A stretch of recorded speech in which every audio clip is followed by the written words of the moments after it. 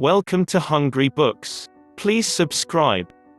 You'd be wrong to think that trust only matters in the big moments of life, the weddings, the business deals, the heart operations. Matters of trust influence practically every aspect of our everyday lives and occupy a considerable amount of our mental energies when it comes to learning, romance, business, and our behavior on the internet. Trust allows people to work together towards greater rewards, but short-term benefits of betrayal are always tempting. So why do we trust? Because, despite being risky, trusting others can bring great rewards. Trust is necessary to get resources and benefits we can't obtain on our own. We achieve more by working together than by working alone, which results in financial, physical, and social gains. We are also hardwired to be drawn to selfish, short-term individual rewards. Our minds are always balancing opportunities for short-term selfish gains, like cheating on a fiancé to have an exciting fling, against longer-term common ones, like resisting short temptation and opting for a less exciting but a loving long-term relationship. These urges are due to evolution. We have evolved to be reproductively prosperous winners, not saints who always do the right thing. In prehistoric times, the world was filled with dangers, so life expectancy was short, and our ancestors didn't think much about the long term. This has left us with a penchant for occasionally disregarding long-term relationships in favor of selfish short-term behavior, especially when we know we won't be caught. But evolution also exerted another influence. Once humans started to live in tribes, they saw the benefits of cooperation. It became clear that those who helped others, who helped those people in return, were better off in the long run because it benefited both parties. The human mind and body have built-in systems that guide who we trust. That's because our feelings of trust have a physiological base. Also, our body uses hormones like oxytocin to affect how much we trust others. In experiments where participants had to make financial decisions in teams, it demonstrated how spraying oxytocin into participants' noses increased trust and cooperation among those on the same team while increasing distrust toward other teams. This physiological base is the foundation of our primal instinct for detecting and rejecting unfair and untrustworthy behavior. In fact, experiments have shown that people will instantly refuse money offers that seem unfair, even if it means walking away with nothing. In their gut, people know they aren't being treated fairly and will sacrifice their own profit to make the point that the other person is acting in an unfair, and thus untrustworthy, manner. From nearly the moment they're born, children judge whether an adult is trustworthy or not. We often think of children as easy to fool, but when it comes to trust, children are a lot less gullible than commonly believed. In fact, due to their vulnerability, there is a strong evolutionary reason for children to figure out early upon whom they can rely. Another experiment shows that children decide whether to trust an adult based on their competence. So, since learning comes down to whether or not you can trust what you're told, children's minds are already categorizing their teachers, i.e., adults, as trustworthy or not, almost from the moment they're born. Trust is fundamental to fostering long-term romantic relationships.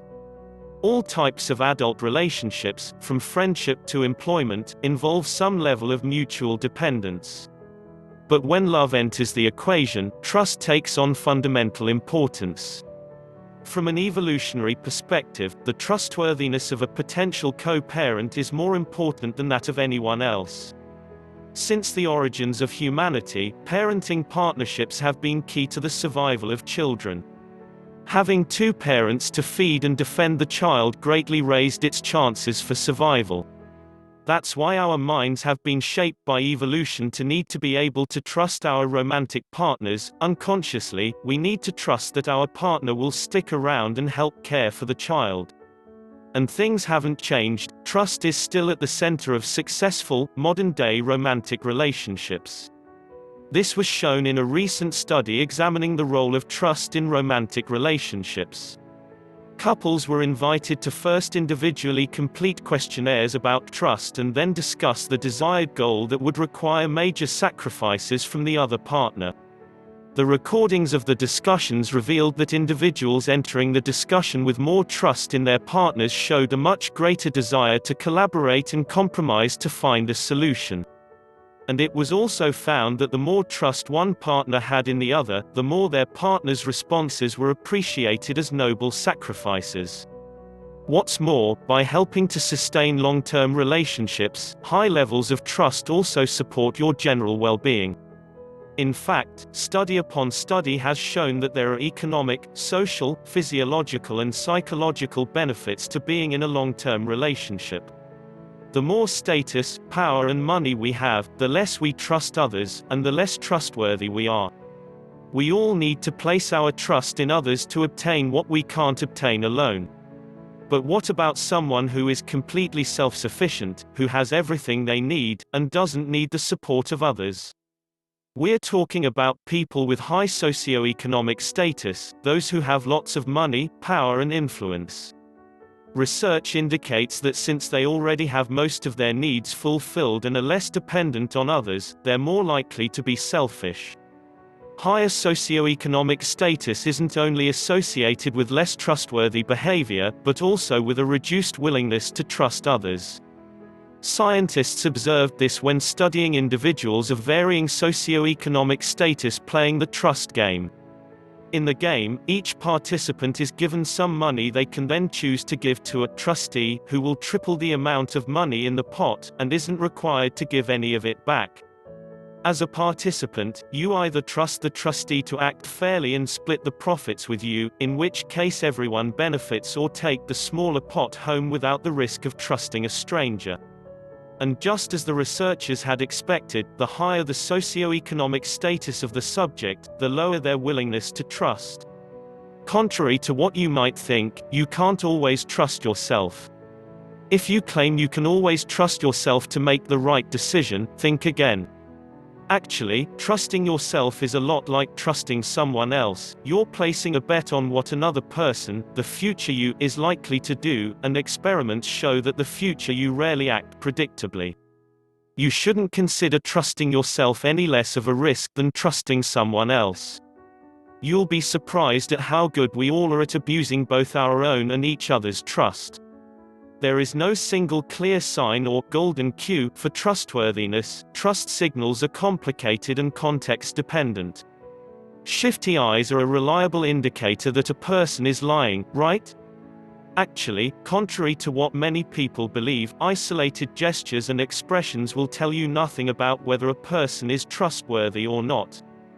To interpret cues about trustworthiness correctly, context is key and, more specifically, two facets of context: configure and situational. First, looking for a configuration or a set of cues rather than relying on single cues that might be ambiguous on their own allows for greater accuracy in detecting other people's intentions, including their trustworthiness. Research on this shows that basic facial expressions often prove useless in isolation for figuring out others' intentions. For instance, when people are shown pictures of only the faces of athletes experiencing intense winning or losing emotional states, they are very poor at correctly inferring which state the athlete is in without seeing the rest of their bodies. An open-mouthed, furrowed brow expression looks aggressive in itself, but if accompanied with one or both fists pumping, it becomes the nonverbal equivalent of, "Yes, I nailed it." This shows that accuracy in detecting emotional states and intentions, including trustworthiness, comes from looking for a collection of signs, not just one golden cue. And, second, we also need to consider the situational context when detecting trustworthiness. Studies show that our brains can interpret someone's smile as a signal of support or malice, depending on how we categorize that person socially.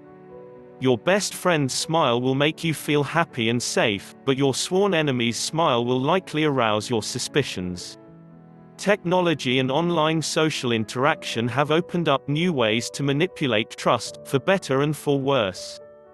No one can deny that technology has radically changed how people interact with each other. And today, we're using technology to be social just like in real life, but with a twist. However, internet social interaction is different. There is no direct body language to deduce intentions from, and this brings greater potential for manipulation.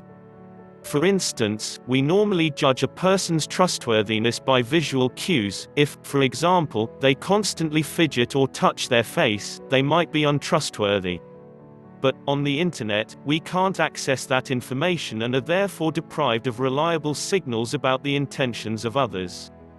Just as technology can be used to hide information and con people, it can also simulate trustworthy behavior in new forms of technology created to help us. Except that you can't trust yourself to always do the right thing, and make use of the different techniques that help communicate with your future self. Thank you for watching. Please don't forget to like and subscribe.